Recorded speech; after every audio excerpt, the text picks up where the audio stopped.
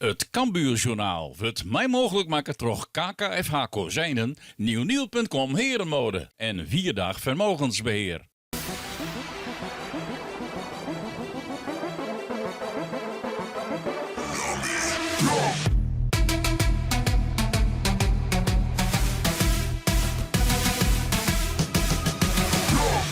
Welkom bij het Cambuurjournaal. We zijn weer waarom. Elk voordeel heeft zijn nadeel, zei Johan Cruijff Wolhers. En dat geldt nou ook, want doordat Cambuur degraderen is, speelt het in de eerste divisie en maaien wij de wedstrijdbeelden weer uitsturen. De eerste wedstrijd van het nieuwe seizoen is een thuiswedstrijd tegen FC Emmen. Die ploeg degraderen liek als Cambuur uit de eredivisie. En dus is het voortendaallijks een mooi mietmoment voor de Leeuwters om te zien waar ze stenen. Trainer Jos Ulte zocht dat zelfs extra, want ja, hoe die verhoudings in de keukenkampioen-divisie binnen, hij had er eigenlijk net heel volle zicht op. Ik vind het best moeilijk in te schatten hoe de andere teams ervoor staan. Dat wij een goede voorbereiding gedraaid hebben, dat durf ik wel te zeggen. Met goede wedstrijden, maar vooral een hele goede energie. Uitslagen waren heel lang heel goed.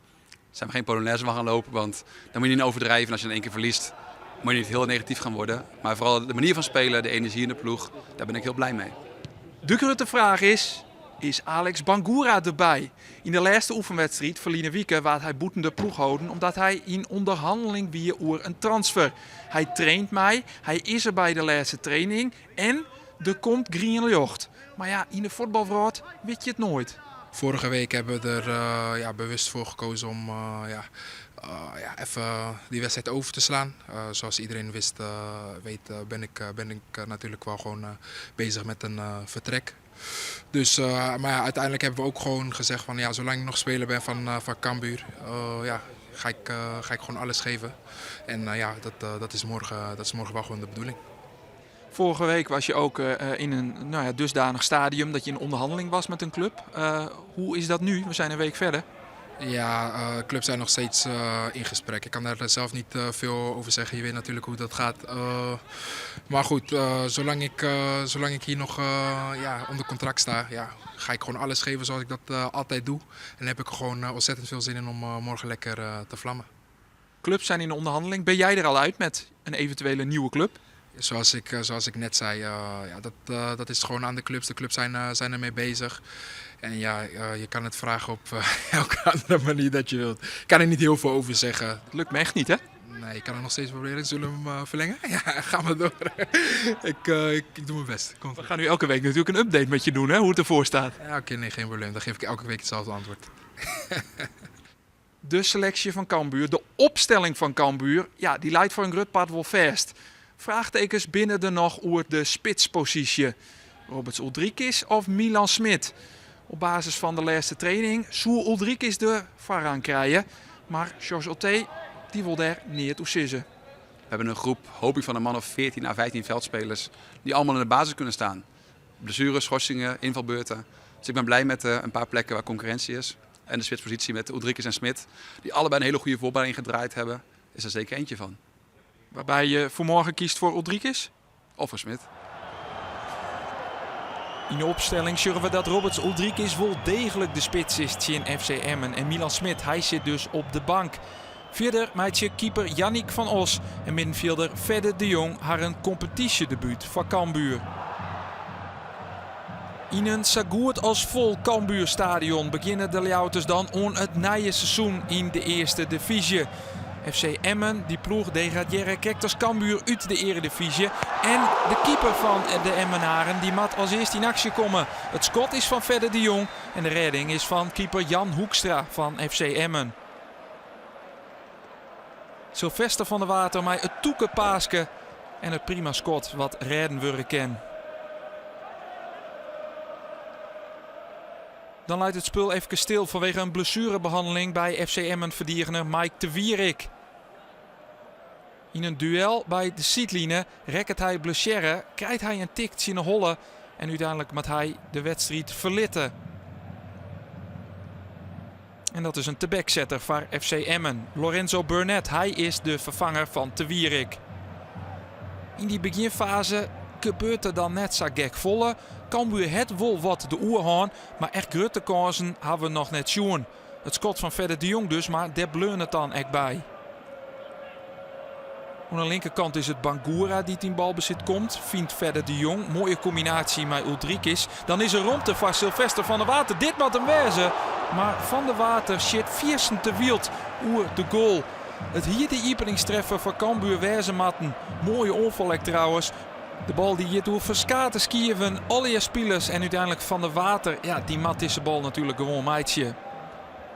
Er liep het niet onderhand, maar dan verliest Uldrikis de bal. En dan is Emmen er heel vlug uit. Is het fjouwer Tjentraje. Als Landu onder de bal komt aan de linkerkant. Jouwt de voorzetbal wordt net goed voor het werken. En dan is het 1-0 voor FC Emmen.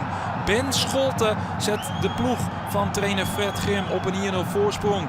Het is de eerste kans van de wedstrijd voor de Drenten. Maar hij zit er voortendadelijk zien. Tjinne verhouding in dus. Naar het balverlies van Uldrikis. En dan ben ze echt wel heel vlug aan de orenkant. Patsicek met de paas op Landu. Van der Meer had net goed genoeg druk op die bal.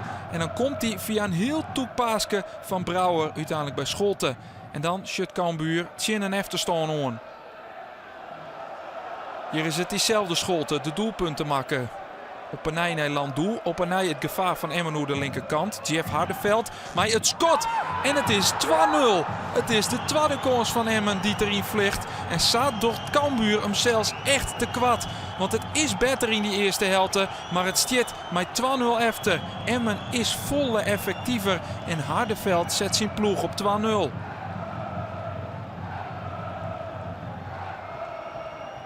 Ja, als je het dan Ian gunnen matte, dan is het wel Jeff Hardeveld. Hij maakt het zijn rentree nadat hij voor de derde keer een kruisbaan scoorde. Een mooi moment dus voor de linksback van FC Emmen, die het waarom is. Hij een heel soort zinslag. Maar voor Cambuur, ja, binnen de druiven van zelfs wel heel soer. Want Emmen kreeg 2 kansen en scoort 2 keer.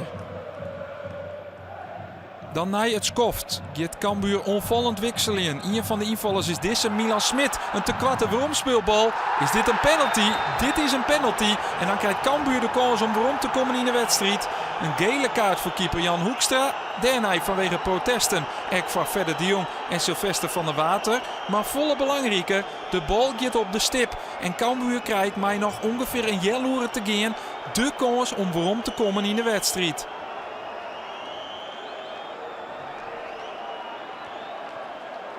Het gaat mis in het defensie van FC Emmen. En Smit, ja, die is er heel vlug bij. Die docht eens alles goed. En die helpt er dus echt een penalty uit. Wat wel opvalt is die 2 gele kaarten voor de Cambuurspelers. Maar ze binnen vanuit de KNVB stranger. Protesten in de skiertzochten. Door spelers die geen onvierde bunnen, worden bestraft. Robert Uldrikis. Hij kan Cambuur dan op 1-2 zetten, maar het is ongelooflijk. De man die het vorige sa min scoorde, mist echt deze kans. De strafschop van De Let gaat oer de goal. En dus is dit een te-backsetter van Cambuur dat dus net waarom komt in de wedstrijd. Maar de druk bleut. En dan, wat doet Hoekstra hier? Hij liet de bal los. En dan via Michael Breij wordt het dochs 1-2. Is het dochs weer een wedstrijd. En libbet Cambuur weer. De blunder van de keeper van Emmen. En Cambuur dat waarom is. En nog 24 minuten de tijd had om de liedmakker te maaien.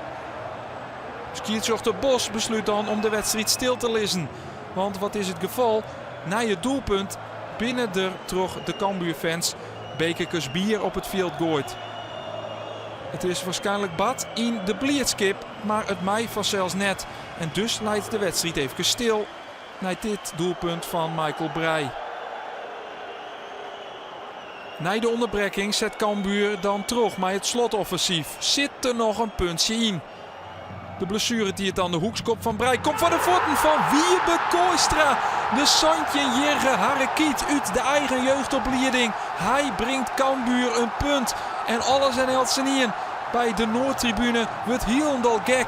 Cambuur pakt nog een puntje. Wiebe Kooistra bij zijn competitiedebuut is hij de grote man. Want met dit doelpunt bezwaart hij zijn club.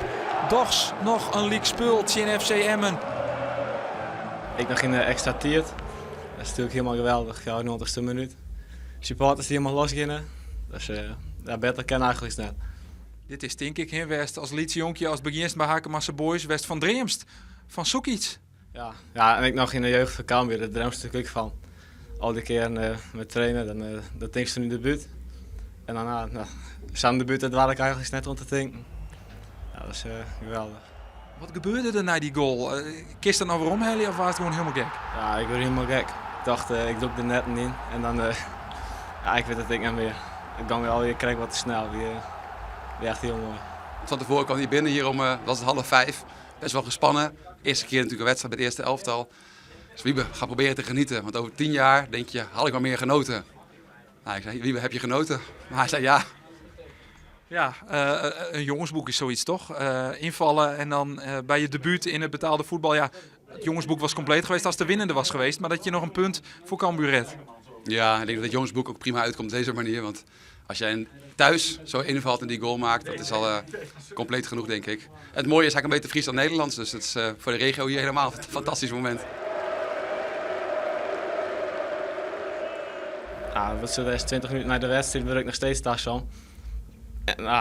En dat is helemaal geweldig. Toen ik alleen nog voor Noord stier, dat ze mij snel niet daar gaan juichen. Ja, dat is een moment om nooit weg te vieren. De Cambuur energie, de Cambuur teamgeest, al die 100%. Cambuur voetbal gewoon niet goed genoeg. Kijk, 2-0 achterkomen, omdat je 2 keer een bal aan de tegenstander geeft en ze daarna 2 keer op doel kunnen schieten. Ja, dat is natuurlijk niet goed genoeg. Komt ook omdat MFR terugging en echt ging counteren. Maar dan moet je gewoon beter zijn aan de bal. Dus Cambuur voetbal tevreden? Nee. Maar Cambuur teamgeest en teamspirit wel. En dat is voor mij ook veel belangrijker nu dan het andere. Want na 6 weken kan het voetballen nog iets beter, iets slechter. Maar dat je als team zo kan spelen, is een basis voor je hele seizoen. En dan is een puntje, ook al had je misschien meer verdiend, prima. Een prima basis om heel lang nog verder te gaan met elkaar. Ontsaf hier het Cambuurjournaal. Het eerste Cambuurjournaal van het nieuwe seizoen. Volgende week dan ben we er vanzelfs weer, want dan speelt het Cambuur op vreed de uitwedstrijd tegen Telstar. En dat betekent dus dat wij er sneuren weer binnen. Ontan. Het Cambuurjournaal waard mij mogelijk maken door KKFH Kozijnen, nieuwnieuw.com Herenmode en 4-dag vermogensbeheer.